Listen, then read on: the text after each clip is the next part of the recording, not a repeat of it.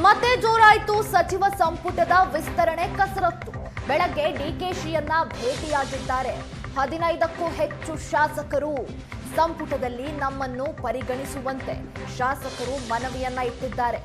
ಬಾಬಾ ಸಾಹೇಬ್ ಪಾಟೀಲ್, ಬಸನಗೌಡ ತುರ್ವಿಹಾಳ್, ಶ್ರೀನಿವಾಸ್ ಕಂಪ್ಲಿ ಗಣೇಶ್, ವಿಶ್ವಾಸ್ ವೈದ್ಯ, ಚಿಮ್ಮನಕಟ್ಟಿ, ಹರೀಶ್, ರವಿಶಂಕರ್, ಪ್ರಕಾಶ್ ಕೋಳಿವಾಡ ಸೇರಿ 15ಕ್ಕೂ ಹೆಚ್ಚು ಶಾಸಕರು ಸಿಎಂ ರನ್ನ ಭೇಟಿ ಮಾಡಿದ್ದಾರೆ. ಸಚಿವ ಸಂಪುಟದಲ್ಲಿ ನಮ್ಮನ್ನು ಕೂಡ ಪರಿಗಣಿಸಬೇಕು ಅನ್ನೋದಾಗಿ ಬೇಡಿಕೆಯನ್ನ ಡಿಕೆಶಿ ಮುಂದೆ ಇಟ್ಟಿರುವಂತದ್ದು.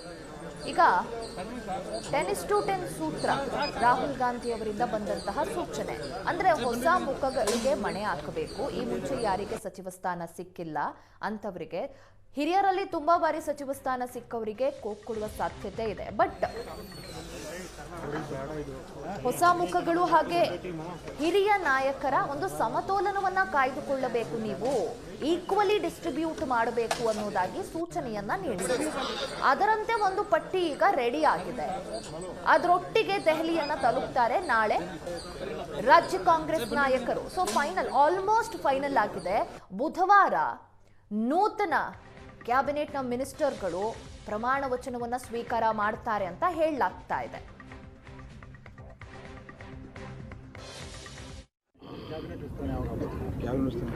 ಮುಂದ್ ವಾರ ಆಗ್ತದೆ. ಮುಂದ್ ವಾರ ಆಗ್ತದೆ.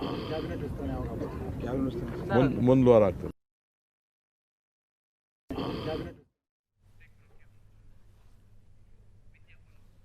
ಈ ವಿಚಾರವಾಗಿ ಹೆಚ್ಚಿನ ಡೀಟೇಲ್ಸ್ ಅನ್ನ ನೀಡ್ತಾರೆ ನಮ್ಮ ಪ್ರತಿನಿಧಿ ವಿದ್ಯಾ ದೂರವಾಣಿ ಸಂಪರ್ಕದಲ್ಲಿ.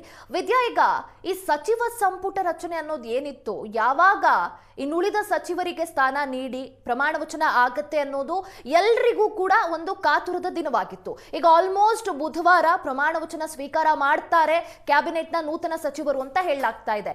ಏನ್ ಲಿಸ್ಟ್ ಫೈನಲ್ ಆಗಿದ್ಯಾ? ರಾಹುಲ್ ಗಾಂಧಿ ಅವರು ಕೂಡ ಒಪ್ಪಿಗೆ ಕೊಟ್ಟಿದ್ದಾರಾ? ಹೇಗೆ?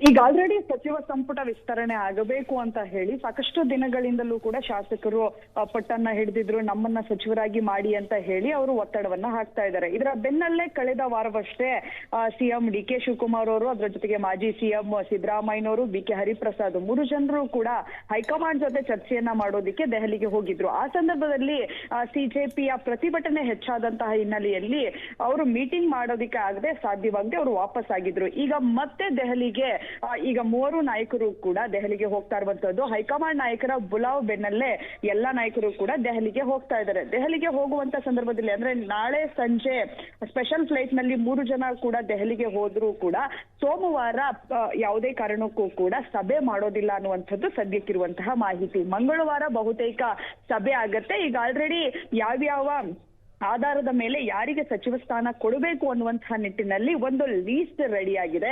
ಸೊ ಆ ಲೀಸ್ಟ್ ಅನ್ನ ಇಟ್ಕೊಂಡು ಸಭೆಯಲ್ಲಿ ಒಬ್ಬೊಬ್ಬರ ಹೆಸರನ್ನೇ ಮುಂದಿಡಲಾಗತ್ತೆ. ಅವರಿಗೆ ಯಾರ್ಯಾರು ಯಾವ್ಯಾವ ಅಭಿಪ್ರಾಯಗಳನ್ನ ಕೊಡ್ತಾರೆ ಅನ್ನೋದ್ರ ಮೇಲೆ ಸಚಿವ ಸಂಪುಟ ವಿಸ್ತರಣೆ ಆಗತ್ತೆ. ಸಚಿವರಾಗೋದಿಕ್ಕೆ ಶಾಸಕರು ಯಾರೆಲ್ಲ ಕಾತುರದಿಂದ ಕಾಯ್ತಾ ಇದ್ದಾರೆ ಅವರುಗಳು ಕೂಡ ಅವರ ಹೆಸರು ಬಂದಂತ ಸಂದರ್ಭದಲ್ಲಿ ಅಲ್ಲಿನ ನಾಯಕರ ಮನಸ್ಸಿನಲ್ಲಿ ಏನಿದೆ, ಈಗ ಒಬ್ಬರ ಹೆಸರು ತೆಗೆದುಕೊಂಡಂತ ಸಂದರ್ಭದಲ್ಲಿ ರಾಹುಲ್ ಗಾಂಧಿ ಏನೇ ಹೇಳ್ತಾರೆ, ಮಲ್ಲಿಕಾರ್ಜುನ್ ಖರ್ಗೆ ಏನು ಹೇಳ್ತಾರೆ, ಅದರ ಜೊತೆಗೆ ಡಿ.ಕೆ. ಶಿವಕುಮಾರ್ ಅವರು ಏನು ಹೇಳ್ತಾರೆ, ಸಿದ್ದರಾಮಯ್ಯನವರು ಏನು ಹೇಳ್ತಾರೆ ಅನ್ನೋದ್ರ ಮೇಲೆ ಅವರು ಸಚಿವ ಸಂಪುಟ ಸೇರ್ತಾರಾ ಇಲ್ವಾ ಅನ್ನುವಂಥದ್ದು ನಿರ್ಧಾರ ಆಗತ್ತೆ. ಈಗ ಆಲ್ರೆಡಿ 60ಕ್ಕೂ ಹೆಚ್ಚು ಸಚಿವಾಕಾಂಕ್ಷಿಗಳು ಈಗ ಕಾಂಗ್ರೆಸ್ ನಲ್ಲಿ ಇರುವಂತದ್ದು. ಅದರಲ್ಲಿ ಬಹುಮುಖ್ಯವಾಗಿ ಈಗ ಆಲ್ರೆಡಿ ರಾಹುಲ್ ಗಾಂಧಿ ಅವರು ಹೇಳಿರುವಂತೆ 55 ವರ್ಷಕ್ಕೆ ಒಳಪಟ್ಟಂತವರನ್ನ ಸಚಿವ ಸಂಪುಟದಲ್ಲಿ ಇಟ್ಕೊಳ್ಬೇಕು. ಅದರ ಜೊತೆಗೆ 3 ರಿಂದ 4 ಬಾರಿ ಗೆದ್ದಂತವರಿಗೂ ಕೂಡ ಇಲ್ಲಿಯವರೆಗೆ ಅವಕಾಶ ಸಿಕ್ಕಿಲ್ಲ, ಅಂತವರಿಗೆ ಪ್ರಮುಖವಾಗಿ ಅವಕಾಶವನ್ನ ಕೊಡ್ಬೇಕು. ಯಾಕಂದ್ರೆ ಎಸ್.ಎಂ. ಕೃಷ್ಣ ಅವರ ಕಾಲದಿಂದ ಇಲ್ಲಿಯವರೆಗೂ ಕೂಡ ಸಚಿವರಾಗಿರುವಂತವರು ಸಾಕಷ್ಟು ಜನ ಇದ್ದಾರೆ.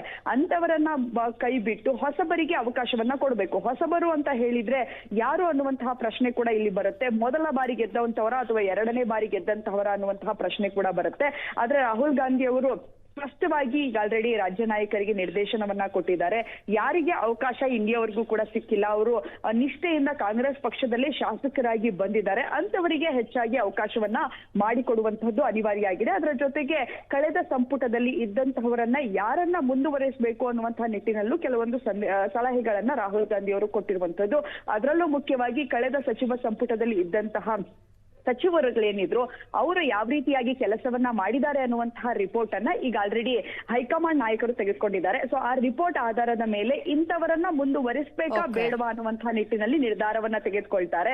ಸೊ ಈಗ ಆಲ್ರೆಡಿ 75 ಮತ್ತೆ 25 ಅನುಪಾತದಲ್ಲಿ ನಾವು ಸಚಿವ ಸಂಪುಟವನ್ನ ವಿಸ್ತರಣೆ ಮಾಡಬೇಕು ಅನ್ನುವಂತ ನಿಟ್ಟಿನಲ್ಲೂ ಕೂಡ ಸಲಹೆಗಳು ಈಗ ಆಲ್ರೆಡಿ ಬಂದಿದೆ. ಅದರ ಜೊತೆಗೆ ರಾಹುಲ್ ಗಾಂಧಿ ಅವರು ಮುಖ್ಯವಾಗಿ 60-40 ಅನುಪಾತದಲ್ಲಿ ನಾವು ಸಚಿವ ಸಂಪುಟವನ್ನ ವಿಸ್ತರಣೆ ಮಾಡಿದ್ರೆ ಸಾಕಷ್ಟು ಅನುಕೂಲ ಆಗತ್ತೆ ಅನ್ನುವಂತ ನಿಟ್ಟಿನಲ್ಲಿ ಅವರು ಯೋಚನೆಯನ್ನ ಮಾಡ್ತಾ ಇರುವಂತದ್ದು. ಆದ್ರೆ ಇಲ್ಲಿ ಮುಖ್ಯವಾಗಿ ಜಿಲ್ಲಾವಾರು ಮತ್ತೆ ಕ್ಯಾಸ್ಟ್ ಏನಿದೆ ಕಾಂಬಿನೇಷನ್ ನ ಮೇಲೆ ಅವರು ಸಚಿವ ಸಂಪುಟವನ್ನ ವಿಸ್ತರಣೆಯನ್ನ ಮಾಡ್ತಾರೆ. ಬಹುತೇಕ ಮಂಗಳವಾರ ಲಿಸ್ಟ್ ಅನೌನ್ಸ್ ಆಗುವಂತಹ ಸಾಧ್ಯತೆ ಇದೆ.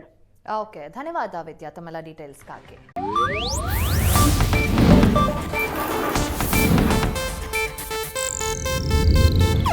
ಇದು ಏಷ್ಯಾನೆಟ್ ನ್ಯೂಸ್ ನೆಟ್ವರ್ಕ್ ಪ್ರಸ್ತುತಿ.